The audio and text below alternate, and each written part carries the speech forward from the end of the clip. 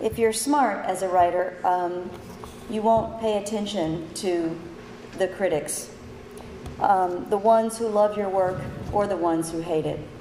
I think both things are kind of dangerous. But it's hard not to pay attention to it. And I confess that, you know, I've read a few things that people here and there have said about me. And I was shocked to find out, you may think this is shocking that I was shocked, but I was shocked to find out that people have said that, you know, I've been writing about race all this time in all my other books, because I just thought I was writing about history.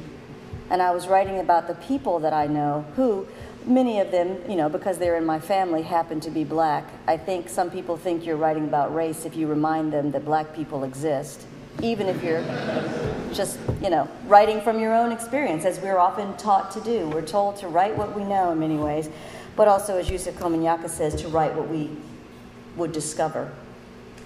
So I thought, they've been saying I'm writing about race. Oh, no, no, no. Let me show you Natasha Trethewey writing about race. That's this book.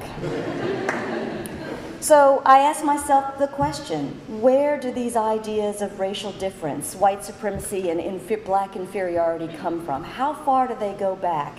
And of course, I could find the language of the Enlightenment. But I could also begin to search for religious imagery. And I don't know if you remember this, Dan, but when we did the Great Book Seminar at Auburn, we were given a book called The Panorama of the Renaissance.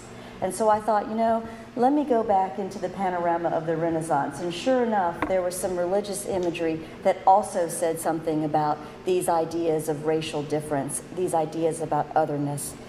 This next sequence of poems I'm going to read is actually about the Mexican casta paintings from colonial Mexico, paintings that across the 18th century represented the mixed blood unions that were taking place in the colony.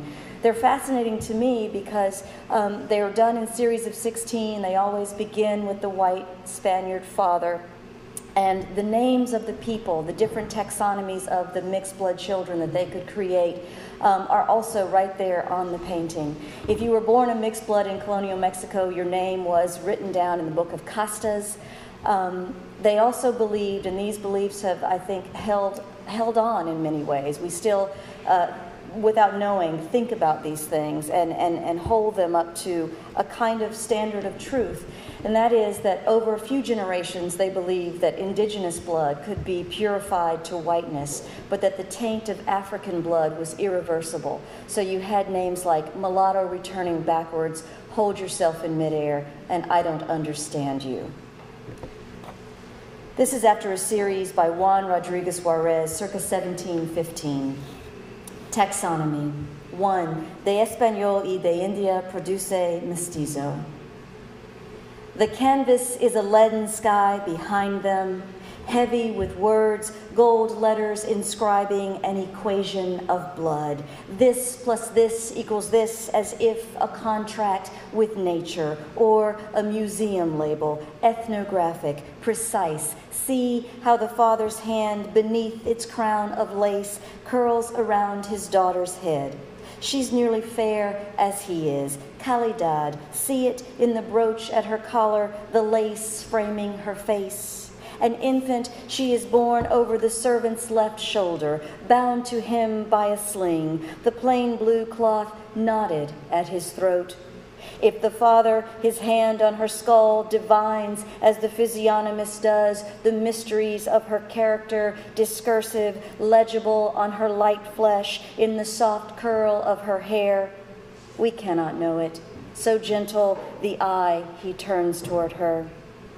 The mother, glancing sideways toward him, the scarf on her head, white as his face, his powdered wig, gestures with one hand a shape like the letter C.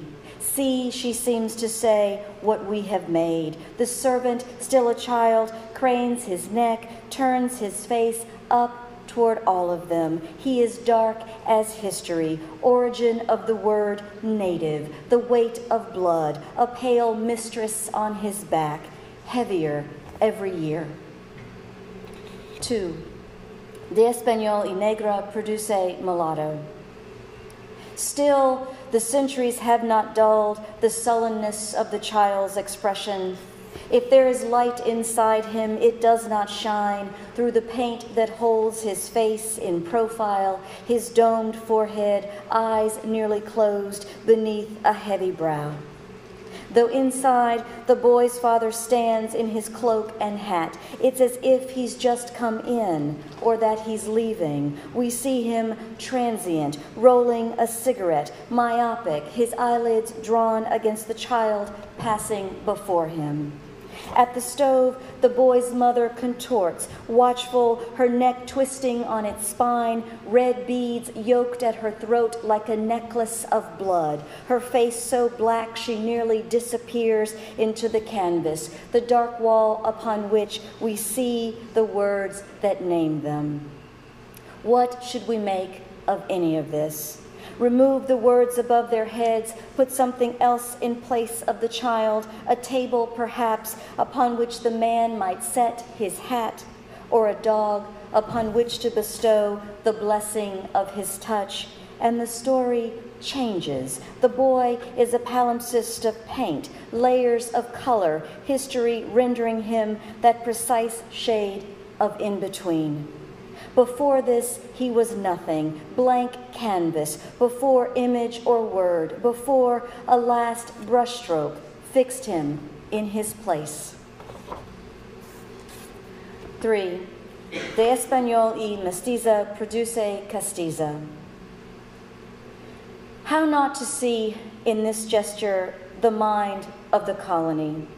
In the mother's arms, the child hinged at her womb, dark cradle of mixed blood, call it Mexico, turns toward the father, reaching to him as if back to Spain, to the promise of blood alchemy, 3 easy steps to purity. From a Spaniard and an Indian, a mestizo. From a mestizo and a Spaniard, a castizo. From a castizo and a Spaniard, a Spaniard. We see her here, 1 generation away, nearly slipping her mother's careful grip. 4. The Book of Castas. Call it the Catalogue of Mixed Bloods, or the Book of Not Spaniard, not white, but mulatto returning backwards, or Hold Yourself in Midair, and the Morisca, the Lobo, the Chino, Sambo Albino, and the No Te Entiendo, the I Don't Understand You. Guidebook to the colony, record of each crossed birth, it is the typology of taint, of stain, blemish, sullying spot, that which can be purified, that which cannot, Canaan's black fate. How like a dirty joke, it seems. What do you call that space between the dark geographies of sex? Call it the taint, as in it taint one and it taint the other. Illicit and yet naming still what is between. Between her parents, the child, mulatto returning backwards, cannot slip their hold. The triptych their bodies make, in paint, in blood, her name, written down in the book of castas, all her kind, in thrall to a word.